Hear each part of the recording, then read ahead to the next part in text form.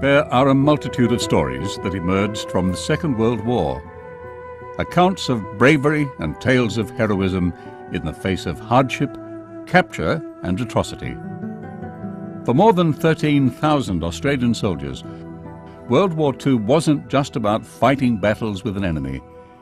It was about survival as prisoners of war in one of the most horrific Japanese-controlled camps of the conflict. Their task was the building of the Thailand-Burma Railway, the Death Railway as it was later called. It was about the construction of a famous bridge over Thailand's River Kwai, the incredible task of cutting a passage through the jungle and a huge stone outcrop known as Hellfire Pass.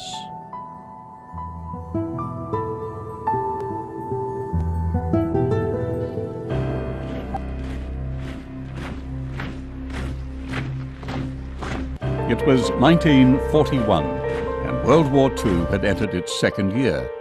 Things were not going well for the Allies. Then, on the 7th of December of that year, Japan attacked the US fleet in Pearl Harbor. The theater of conflict had moved into the Pacific. In a little over 3 months, Japanese forces had taken all the British, Dutch, French and Portuguese colonies in Southeast Asia. Then Singapore fell after only 90 days of assault. Only Port Moresby and a thin strip at the bottom of Papua New Guinea remained between Australia and the Japanese sphere. Darwin had been demolished, and Japanese Zero fighter planes were strafing Australian airfields. Plans were made to abandon most of Australia's north to concentrate on defence below the so-called Brisbane Line. Defeat placed thousands of Allied prisoners, including over 22,000 Australians, in enemy hands as prisoners of war. By the end of 1942, the Japanese had suffered some serious setbacks on land and sea in the southwest and central Pacific. Then, in early 1943, they were driven by the Australians and Americans from Guadalcanal in the Solomon Islands and from Papua. Only in Burma did Japanese armies still stand on the offensive, and these armies were at the end of a long and vulnerable supply line by sea from Japan. To overcome this problem, the Japanese embarked on an ambitious project that was to have tragic consequences for thousands of Australian and Allied POWs: the construction of the Thailand-Burma Railway.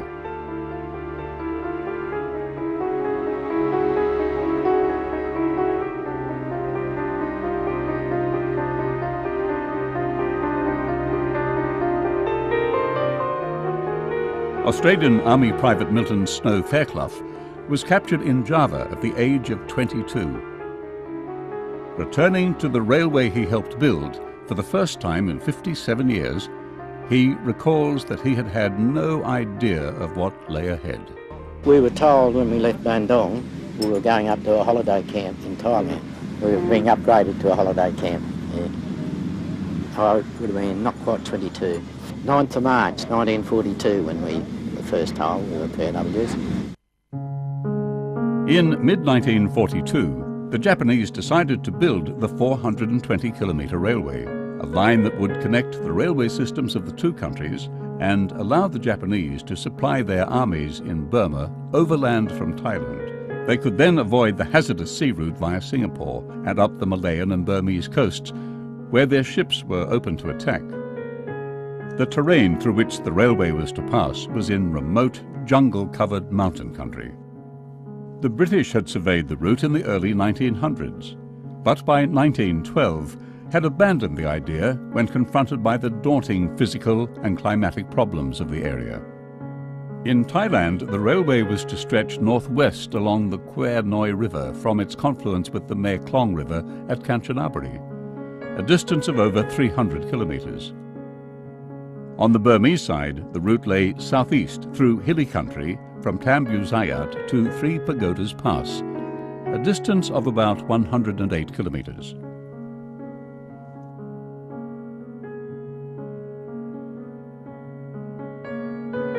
The The Japanese wanted the railway finished quickly, and they decided on a construction time of 14 months. The work was overseen by the Japanese Southern Army Railway Corps, but those who actually dug the cuttings, erected the bridges, laid the sleepers and drove in the spikes were the POWs.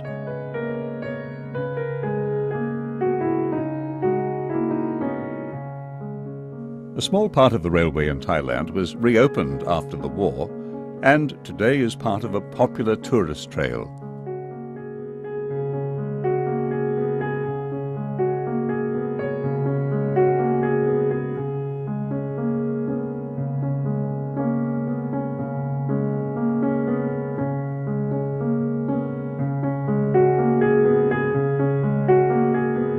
Many of the visitors who walk the tracks are from Japan. Others venture here from Asia, Australia and Europe. Some come to see the sights, others come for a glimpse of history.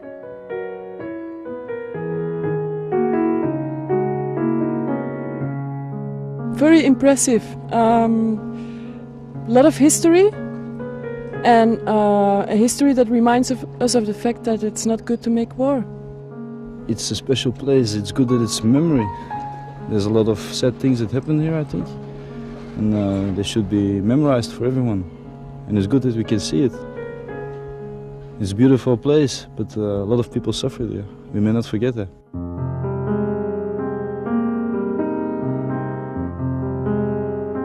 By mid-1943, about 13,000 Australian POWs were in work camps spread out along the length of the proposed route of the Thailand-Burma Railway.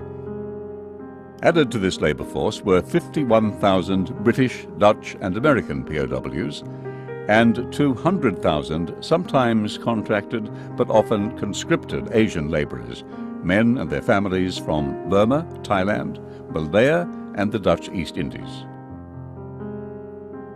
The majority of the Australians were soldiers captured in Singapore, Java and Timor. There were a few from the Royal Australian Navy, mostly those rescued by the Japanese after the sinking of HMAS Perth in the Battle of the Java Sea, and a small number of Royal Australian Air Force personnel. On arrival in Thailand, the POWs were marched to the campsites from which they would work. Their new homes were often little more than jungle clearings. The Japanese had provided few amenities, and in many cases there was no housing for the labour force. Thanks to the POWs' efforts, one camp, Hintok, was turned into almost a model camp for the railway, with running water brought through bamboo pipes from a nearby dam. But most of the camps were very primitive. Prisoners slept in overcrowded huts or in tents slung over bamboo poles.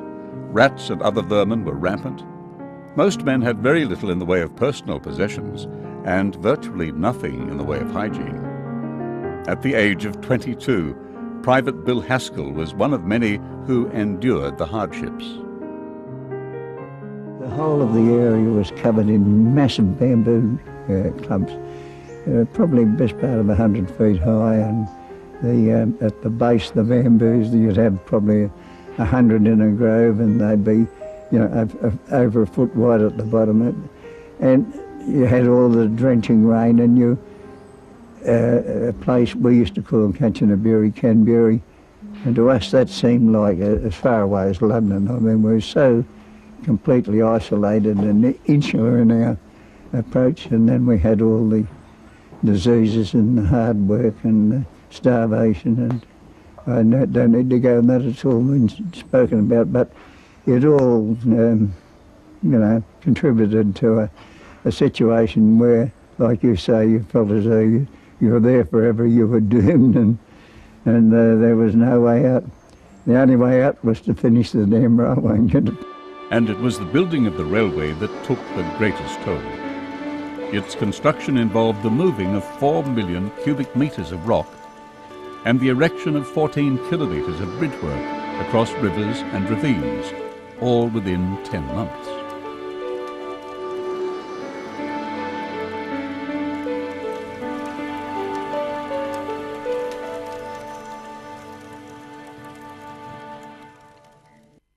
Of all the dreadful places at which Australian POWs laboured on the Thailand-Burma Railway, few are as haunting as the experience of Hellfire Pass.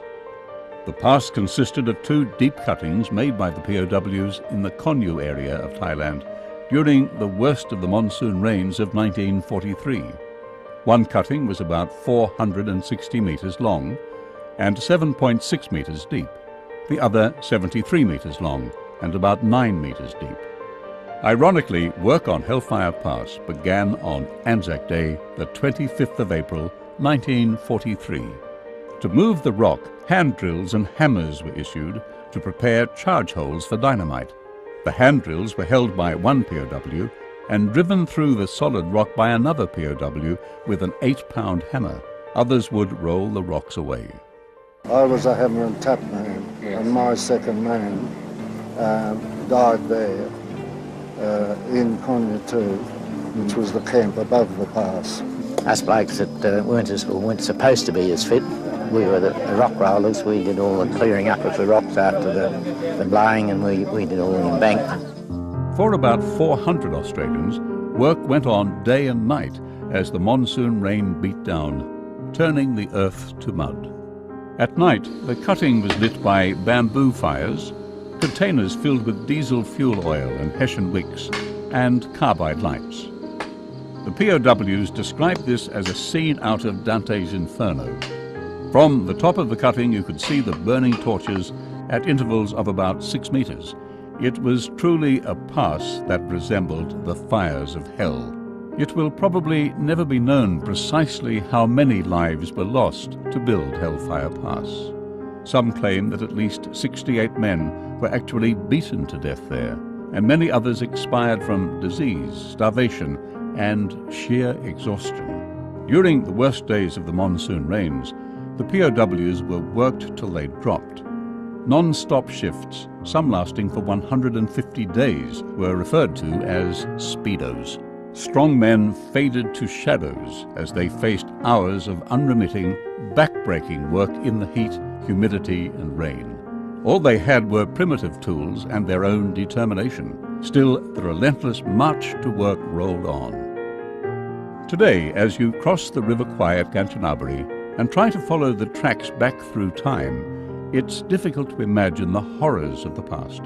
The river flows beneath a parade of tourists, and occasionally a train slowly crosses the expanse. Veteran Kevin Ward saw a much different picture. He lied about his age and joined the army at 17 to end up here as a POW on the railway. He believes it was the enduring mateship between the Australian soldiers that kept him and many others going in the face of such hardship. I had an adventurous spirit which I was able to satisfy by what I did joining the service. I did not see that it would end up like this, but it was another challenge. I think the challenge we tend to strive on, and the spirit that we shared together, the strength we got from one another. We seem to satisfy the needs of the construction of the railway based on the very essence that if we did anything together, we'd do it as good as it was possible. I think you'll find throughout the railway, if you didn't have a mate and a good sense of humour, well, you were done for. I think the Australians coped a lot better than other people. But, I know quite a few other nationalities that didn't cope quite as well. I think the Australians showed a lot of initiative, and if there was something to do, they'd find an easy way of doing it.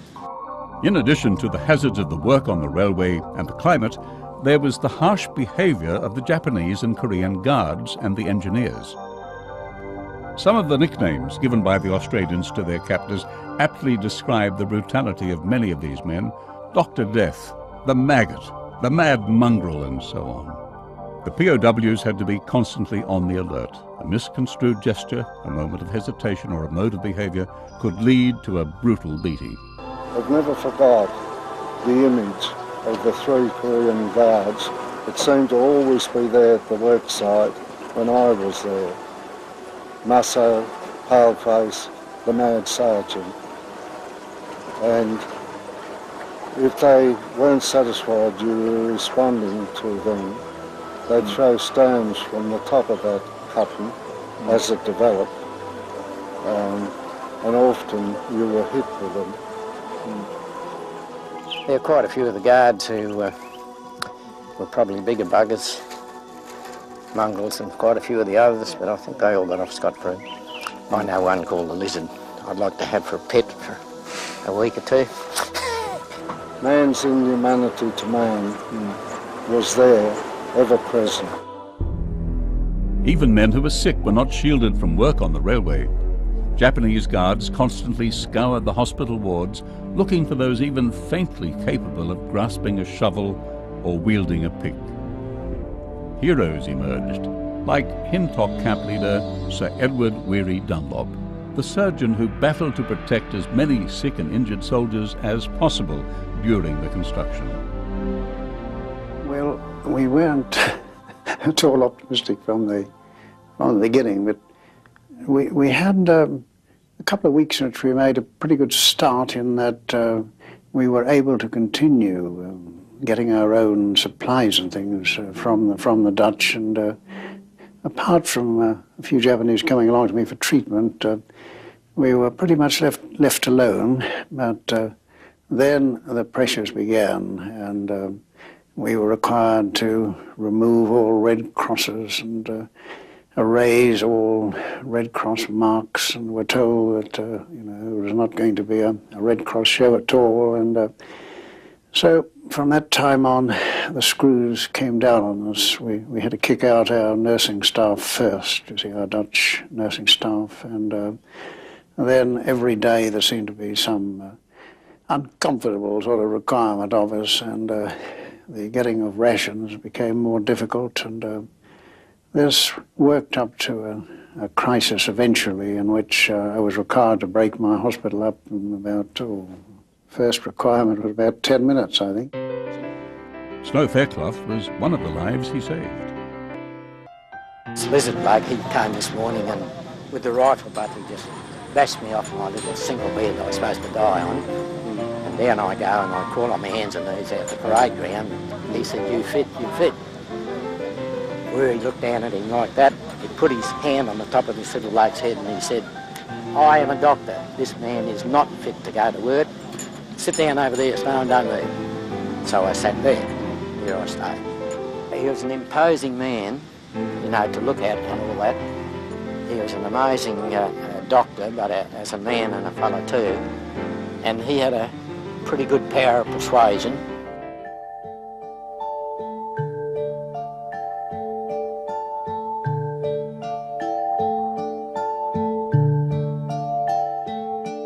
Keith Flanagan, captured in Java at the age of 22, along with Weary Dunlop, spent the decades since the war telling his friend's story. So there was that spirit. He was 6'4" and his bloody spirit short. Yeah. Then times was Spartan. And one occasion they had him with his arms tied behind a tree and his bare midriff there. Jap officer there with a soldier with rifle and bayonet. And the officer says to him, "Have you any last words?" And Weary said, "If I had, I wouldn't tell him to thugs like you." For most of the time, the Japanese simply didn't supply enough food. Occasionally, the POWs were able to buy food from Thai traders, some who secretly supported the anti-Japanese underground, despite Thailand's reluctant alliance with the Japanese. Lulu was an 18-year-old food vendor when she began helping the soldiers, at the risk of severe punishment. ช่วยเหลือว่าสำหรับพวกเราที่ไม่มีเงินไม่มีของจะกินแล้วก็ช่วยไม่ได้เลือกว่าคนไหนช่วยตลอดแล้วญี่ปุ่นก็คิดว่าเราเป็นสปายให้สหประชาชาติแต่ความจริงเราเปล่าสงสารนะแล้วก็ยังเด็ก Others, known as the V organization, aided by neutral businessmen and sympathetic ties, smuggled food and medicines to the POWs. Nai Bunpong, a Kanchanaburi merchant, was a key figure. Using his business as a canteen contractor to POW camps as a cover for the smuggling of both cash and medical aid. But despite these efforts, fatal disease soon struck the camps. If I'd even in my wildest dreams thought that I would have gone to the next week in those days, you live from day to day. You never, when cholera was on, you never expected to get out of it, because cholera was such a killer. But there were so many other diseases as well. Although burdened with primitive hospitals and equipment, the doctors performed amazing feats of surgery and treatment, especially in cases of acute tropical ulcers. Damaged flesh had to be gouged out. And for those whose limbs couldn't be saved, doctors like Weary Dunlop helped to design and build prosthetic limbs.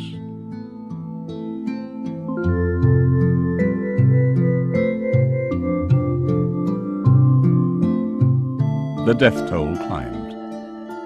The cemeteries grew larger and larger by the day. Measured against the railway itself, the toll was described as a life for every sleeper.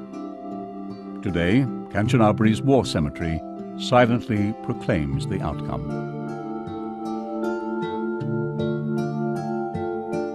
Of the 61,000 POWs who worked on the railway, 12,399 died. 2,815 were Australians. Of the 13,000 Australians sent to Burma and Thailand to build the railway, more than 20% never returned. Added to these figures were the terrible mortality statistics for the Asian labourers who worked with them.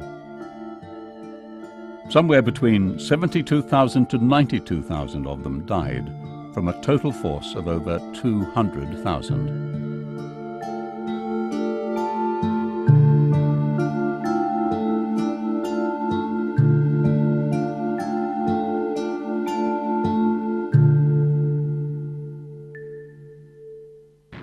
The tide of war in the Pacific had already begun to turn against the Japanese by early June 1942, when the Americans attacked the Japanese fleet in the Battle of Midway. First pictures of America's sky-fighting men snapping the Japs at Midway Island. These dramatic films were made by our Navy fighter pilots. Down below, a Jap cruiser circles out to direct bomb hits.